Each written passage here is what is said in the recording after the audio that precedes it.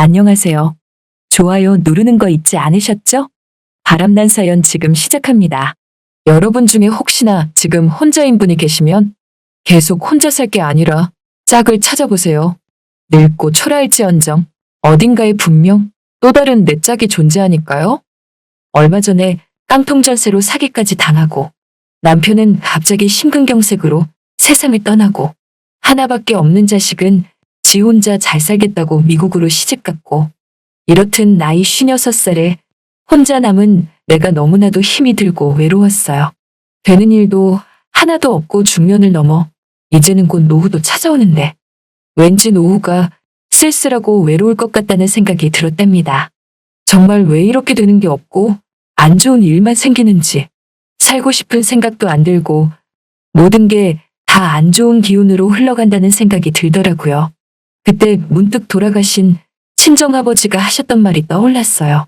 조상님을 잘 모셔야 한다며 추석이나 설날이나 명절이 있는 날은 물론 성묘도 자주 가서 벌초도 자주 해야 한다고 저한테 신신당부를 했었죠. 그래야 집안에 복이 깃든다는 소리였어요. 하지만 전 그동안 시집와서 살고 있으니 시댁에 관련된 것만 제 일이었고 친정 쪽 일은 아무것도 몰랐죠. 어떻게 흘러가는지 조차 알 턱이 없었어요. 하지만 요즘 들어서 자꾸만 돌아가신 아버지가 했던 그 말이 자꾸 거슬리는 거예요. 딸 하나 낳으셨던 부모님이신지라. 친정 부모님에게도 자식이라고는 저 하나였죠. 그래서 만약에 조상님에게 차례를 지낸다면 제가 직접 해야만 했답니다. 차례를 지낼 만한 사람이 이제는 집에 아무도 없으니까요.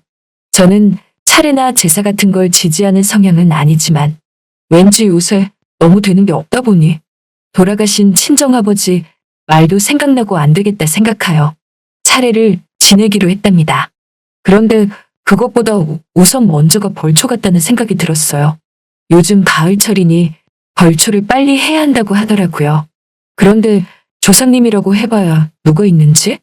조상님이 누군지는 자세히 모르겠지만 내가 시집가기 전 아버지 따라서 산에 벌초하러 간 적이 몇 번 있었거든요.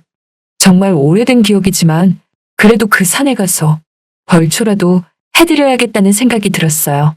솔직히 말하면 그 묘가 누구의 묘인지도 모른답니다. 하지만 아버지가 벌초를 해주시는 묘이면 분명 우리 집과 관련이 있는 조상님이라는 생각이 들었어요. 그리하여 채비를 하고 집을 나왔답니다. 어느 산인지는 알겠는데 이 넓은 산에 대체 그 묘가 어디에 있는지 알 턱이 없었어요. 그 순간 내 자신이 왜 이렇게 웃긴 건지 무슨 갑자기 뜬금없이 아줌마 혼자서 벌초를 하러 온다고 여기까지 왔는지 얼마나 되는 일이 없었으면 이런 거라도 해서 조상님에게 잘 부탁한다며 말하고 싶은 내 자신이 정말 한없이 처량해 보였답니다. 어찌됐든 벌초는 하려고 하는데 어디에 묘가 있는지 조차도 모르겠는 거예요. 순간 이 모든 상황이 짜증도 나고 화도 나고 그래서 가지고 온 소주를 컵에 따라서 안주도 없이 마셨어요. 한 잔 마시니 소주가 왜 이렇게 단지 또 따라서 2잔을 마셨답니다. 그리고 석잔, 넉잔, 5잔 안주 없이 한 병을 다 비우고 술이 약한 저는 어느새 비틀비틀거리기 시작했어요. 그 뒤 저는 산속에서 소주를 마시고 잠이 든 듯 싶었답니다. 시간이 얼마나 지났을까요? 한기가 느껴지기 시작했어요. 일교차가 심한 가을이라 아침 저녁으론 쌀쌀한데 정말 온몸에 쌀쌀한 느낌이 감돌았답니다. 살며시 눈을 떠봤는데 깜깜한 어둠이었어요. 칠흑 같은 어둠으로 하여금 앞이 안 보일 정도였어요. 여기가 어딘지, 내가 왜 여기에 있는지 알고 보니 아까 낮에 술 마시고 산에서 잠이 든 것이었죠. 너무나 무서웠어요. 인적이 드문 산 속에 나 혼자 있다는 것도 무서웠고 한 치 앞도 안 보이니 길도 안 보이고 거기에 귓가에는 산짐승 소리도 들렸거든요. 그리고 꼭 뭔가 갑자기 튀어나와서 저를 잡아먹을 것 같은 느낌이 들었어요. 하지만 그래도 살아야 하기에 일단 이 산을 빠져나가야겠다는 생각으로 스마트폰 손전등 기능으로 산길을 비추면서 산을 내려갔답니다. 그런데 10분도 못 가서 휴대폰 배터리가 점점 떨어지는 거예요. 급기야 손전등 기능도 나가버리고 다시 또 어둠 속으로 저 혼자 고립되고 말았죠. 저는 울면서 조금씩 소리쳤어요. 도와달라고, 사람 있다고 소리쳤지만 들리는 소리는 산짐승 소리만 들릴 뿐. 어두워진 시간에 그것도 산속에 사람이 있을 리 만무했죠. 그때 생각난 게 119였는데 그래서 119에 전화를 해보려고 하는 순간 갑자기 어딘가에서 발자국 소리가 들리는 거예요. 저벅저벅 조금씩 낙엽을 밟으며 내 곁으로 다가오는 발자국 소리가 들렸습니다. 저 발자국 소리가 사람 소린지 귀신 소린지 알 턱이 없었어요. 그 순간 환한 불빛이 저를 비췄고 그때 전 긴장이 풀리며 갑자기 정신을 잃고 쓰러졌어요. 그리고 다음 날이 찾아왔답니다. 눈을 떠보니 외딴 집안에 제가 누워있더라고요. 여러분이 지금 듣고 계신 채널은 바람난 사연 채널입니다. 일어나서 문을 열고 나가보니 수염을 잔뜩 기른 남자가 저보고 일어나냐고 말하지 뭐예요. 그래서 이게 어떻게 된 거냐고 하니까 산에서 소리가 들리길래 가봤더니 제가 쓰러져 있었다고 하더군요. 그래서 절 데리고 왔다고 했어요. 그런데 자세히 보니 제 옷이 이상하지 뭐예요. 순간 이상한 생각이 드는 거예요. 저는 수염을 잔뜩 기른 저 남자에게 다짜고짜 화를 내며 나한테 무슨 짓을 한 거냐고 따져 물으니까 그 사람이 제게 물에 빠진 사람 건져주니 보따리 내놓으라는 거냐며 그게 무슨 소리냐고 하더라고요. 그래서 제가 제 옷이 이상하다고 하니까 그건 댁사정이고 자기가 할 일 없어서 댁같이 나이 먹은 아줌마를 왜 탐하냐며 말도 없는 소리 할 거면 이제 그만 가라고 하지 뭐예요. 그 표정을 보니 정말 진심이 느껴졌어요. 제가 혼자서 오해했나 싶었죠. 그때 갑자기 배에서 꼬르륵 소리가 나지 않겠어요? 참 주책맞고 창피하게 꼬르륵 소리가 아주 크게 그 사람 앞에서 나더라고요. 그 사람은 꼬르륵 소리에 저를 힐끔 보더니 배고프면 밥 먹고 가던가 라고 하길래 저는 눈치를 보며 알았다고 밥 좀 달라고 하니까 그 남자가 마당 평상에 밥을 차려왔답니다. 반찬은 죄다 풀이었어요. 저는 그 반찬을 보고 고기 반찬은 없냐고 하니까 저보고 그 남자가 하는 말이 고기 반찬 없지만 맛은 있을 거라고 하더군요. 시장의 반찬이라고 일단 밥을 먹었는데 맨밥만 먹어도 왜 이렇게 맛있는지 집에서 혼자 밥 먹을 땐 입맛도 더럽게 없더니 이런 데 와서 먹으니 입맛이 살더라고요. 그도 그럴 것이 주위를 한번 둘러보니까 산이 다 보이는 곳에 집을 지어놔서 자연의 정기를 그대로 마시는 것은 물론 그냥 여기 평상에 앉아만 있어도 평화롭게 느껴졌답니다. 저는 밥을 먹으면서 그 사람에게 말을 시켰어요.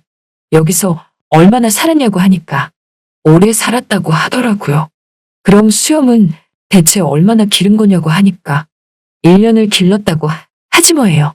1년이나 길렀는데 아주 산신령이 따로 없더라고요. 이 남자 자세히 보니까 나이도 나랑 엇비슷해 보이는 게 뭔가 편한 느낌을 주더라고요.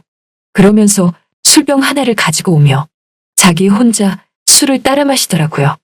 제가 그건 뭐냐고 물으니 직접 담근 술인데 마시고 싶냐고 해서 한 잔 달라고 하니까 독하다며 꼭 마실 거냐고 다시 묻더라고요.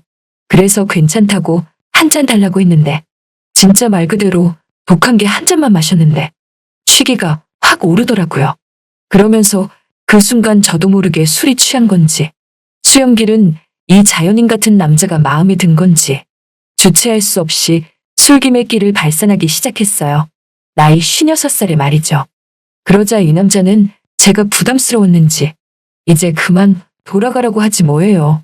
밥을 다 먹고 비틀비틀거리며 집으로 돌아가려고 하는데 몸을 가누지 못하다가 결국엔 돌부리에 걸려 쓰러지려는 찰나 그 남자가 저를 갑자기 부축해줬어요. 그리고 제 눈빛은 그 남자를 보며 이글이글 타올랐죠. 그렇게 술 한 잔에 정신을 잃은 것 같았어요. 눈을 떠보니 다시 또 그 집안이었어요.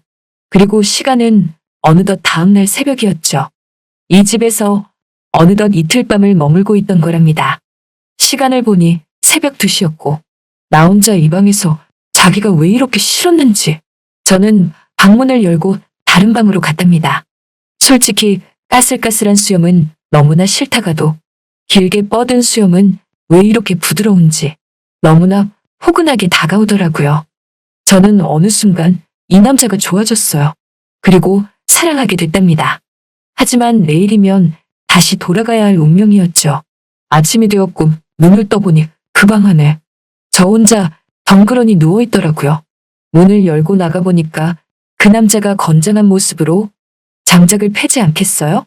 그 모습이 또 왜 이렇게 멋있어 보이는지 콩깍지가 씌인 건 마냥 이틀 사이에 반한 것 같았죠.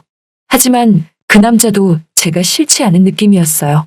모든 걸 돌이켜보니까 내가 여기까지 온 것도 어쩌면 그동안 안 좋은 일이 생겼기 때문이라는 생각이 들더군요.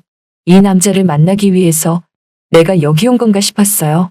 사람 운명이라는 게 참 신기하면서 사람 인생이라는 게 참 나도 모르게 흘러간다는 느낌을 받았답니다. 그 뒤로 어떻게 됐냐고요?